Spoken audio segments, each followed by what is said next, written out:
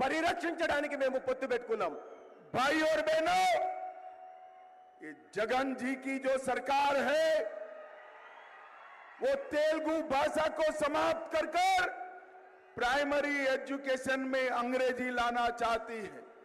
जगन बाबू, कान खोलकर सुन लो, जब तक भारतीय जनता पार्टी है हम तेलुगु भाषा को समाप्त नहीं होने देंगे।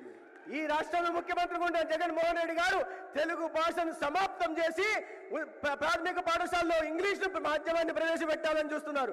జగన్మోహన్ రెడ్డి ఈ సభ నుంచి నేను చెప్తున్నాను, చెవులు రిక్కించి విను, భారతీయ జనతా పార్టీ ఉన్నంత వరకు తెలుగు భాషను సమాప్తం చేయగలిగిన దమ్ము ఎవరికీ లేదు। भाई और बहनों, पोलावरम पूरे आंध्र प्रदेश की लाइफलाइन है।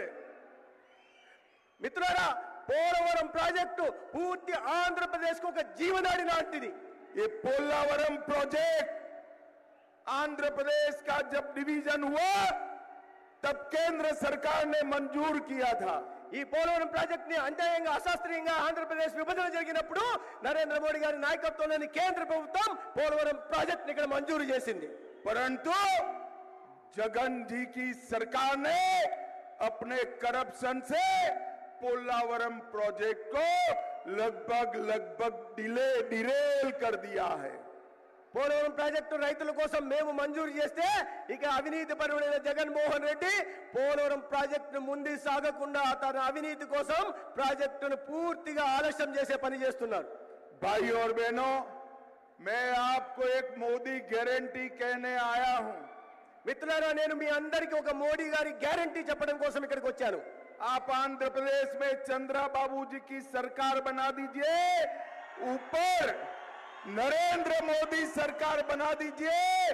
2 ही साल में पोलावरम प्रोजेक्ट को हम समाप्त कर कर किसानों के खेत तक पानी पहुंचाएंगे।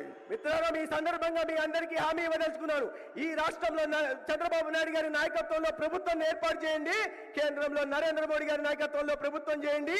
నేను ఇస్తున్న హామీ అంటే రాబోయే 2 సంవత్సరాల్లో పోలవరం ప్రాజెక్టును పూర్తి చేసి ప్రతి రైతుకు నీళ్ళు ఇచ్చే కార్యక్రమాన్ని తీసుకొస్తాం।